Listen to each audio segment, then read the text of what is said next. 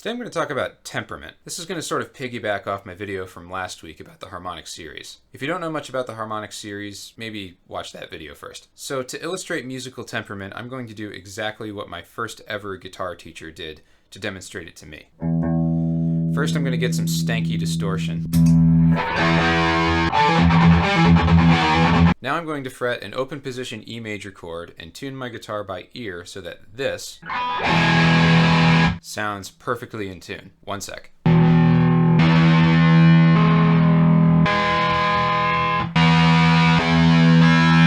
Okay, listen to that. Sounds great, right? Now here's a C major chord. That sounds horrible. Why is that? It's because this is a justly intonated E major chord. All of the intervals in this chord are tuned according to whole number ratios. For instance, E to B is a perfect fifth. A justly intonated perfect fifth has a frequency ratio of 3:2. This basically means that it will sound very simple to our ears, and that there will be no dissonant beating as the notes ring together. And this is true throughout the chord. All of the notes sit nicely within each other. E to G sharp, as a pure major third,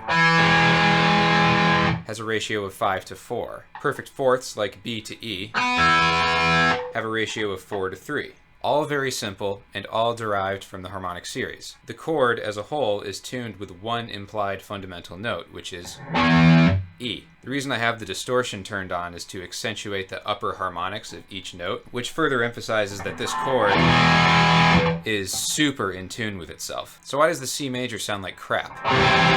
For one, it's because I still have an implied fundamental of E. C major doesn't live in the harmonic series of E, so it's bound to sound a little bit off. And also, I couldn't play a chord with this voicing in tune if I wanted to. Here's E major as a C-shaped bar chord. It sounds about as awful as the C major chord.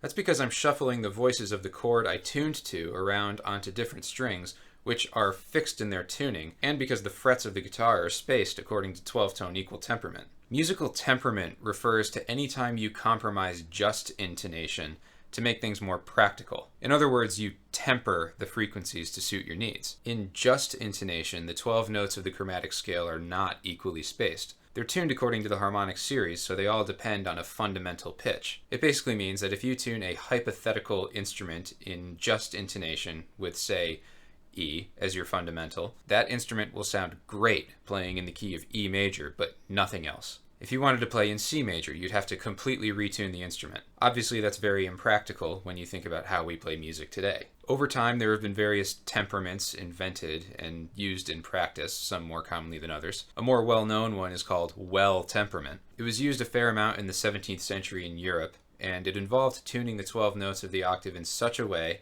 that you could play one instrument reasonably well in any key. A famous demonstration of this is Bach's well-tempered clavier, which includes a prelude and fugue in all 24 major and minor keys. The result of this tuning system is that each key had unique qualities that weren't present in others. Some intervals would be slightly smaller or larger. Nowadays, we use something called 12-tone equal temperament. In this system, all 12 chromatic notes are equally spaced. This has some pros and cons, and I think we can all be in agreement that the pros outweigh the cons. The downside is that we have no whole number ratios in any intervals. They're all irrational numbers. That translates to literally everything being slightly out of tune. In fact, everything is equally out of tune. This means that there's no longer any quality distinction between different major keys and different minor keys. But the pros are that we can play in any key on our instruments and still sound just as good as all the others. Anything can be transposed into any key and retain its character. We don't need to radically retune things to play in different keys. And it all still sounds good at the end of the day. Since I've got this tuned to a justly intonated E major chord, let's see how things compare on a chromatic tuner that's calibrated for equal temperament.